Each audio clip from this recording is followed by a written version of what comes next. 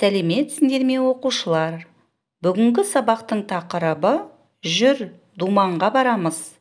Бүгінгі сабақта тыңдаған материалдың мазмұны бойынша сұрақтарға жауап бересің, және оған сәйкес сюжетті суреттер, сызбалар таңдайсың, сипаттайсың.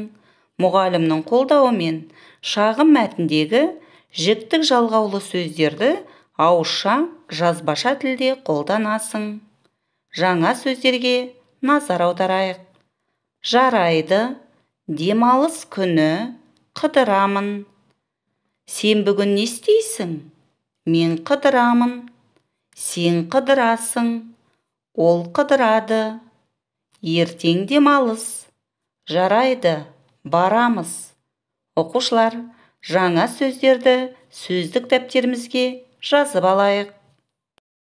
Тыңда, қайтала, оқы. Алақай, ертең демалыс. Әлібек, демалыс күні сен не істейсің? Мен демалыс күні қыдырамын. Қандай тамаша. Сен қайда қыдырасың? Мен думанға барамын. Сен ертең қыдырасың ба, Саша? Жоқ, мен досыммен доп ойнаймын. Саша, ертең думанға барайық. Жарайды, барайық. Оқушылар, сөздердің дұрыс айтылуына назар аударайық. Ертең не істейсің? Ертең қыдырам. Досыммен қыдырам. Бірінші тапсырма. Сұрақтарға жауап бер. Сұрақтарға назар аударайық. Әлібек ертең не істейді? Саша ертең не істейді? Әлібек Сашаға не деді? Саша не деді? Оқушылар, ойланайық.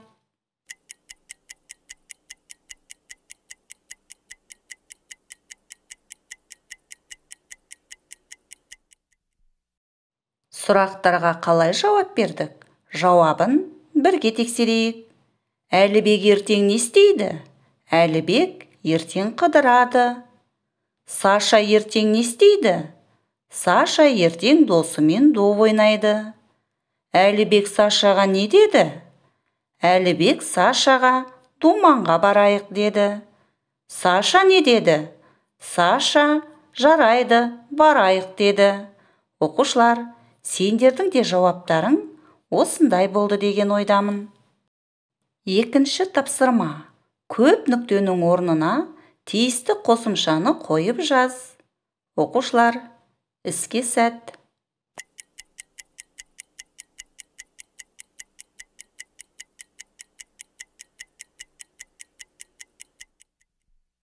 Көп нүктенің орнына қандай қосымшаларды қойып жаздық? Өз тапсырмаларыңды біз ұсынған тапсырма үлгісімен тексеріп көріңдер. Мен ертең қыдырамын. Сен бүгін қыдырасың ба? Ол ертең қыдырады. Біз ертең қыдырамыз. Сендер қыдырасыңдар ма? Олар қашан қыдырады? Оқушылар, сендердің де тапсырмаларың дұрыс орындалды деп сенемін. Үшінші тапсырма. Ертең не істейсің деген сұраққа олар не деп жауап берер еді? Үлгі. Мен ертең қарындасыммен хайуанаттар бағына барамын. Оқушылар, осы үлгіні негізге алып, суреттер бойынша сұраққа жауап берейік. Іске сәт.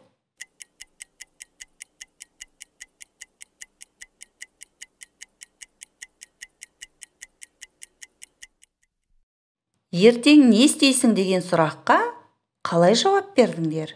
Бірге тексерейік. Мен ертең үй құрастырамын. Мен ертең циркке барамын. Мен ертең Сашамен доп ойнаймын. Мен ертең бассейнге барамын. Мен ертең кітап оқимын. Оқушылар, сендердің де жауаптарың сәтті шықты деген ойдамын. Төртінші тапсырма. Суретке қара, жүр сөзін кірістіріп, сөйлем жаз. Үлгі. Әлібек, жүр, доп ойнаймыз. Оқушылар, осы үлгіні негізге алып, жүр сөзін кірістіріп, сөйлем жазайық. Іске сәт.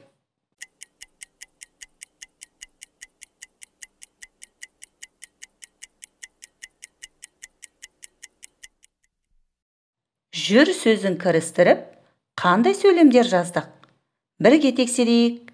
Әлібек, жүр, доп ойнаймыз. Әнел, жүр, би билейміз.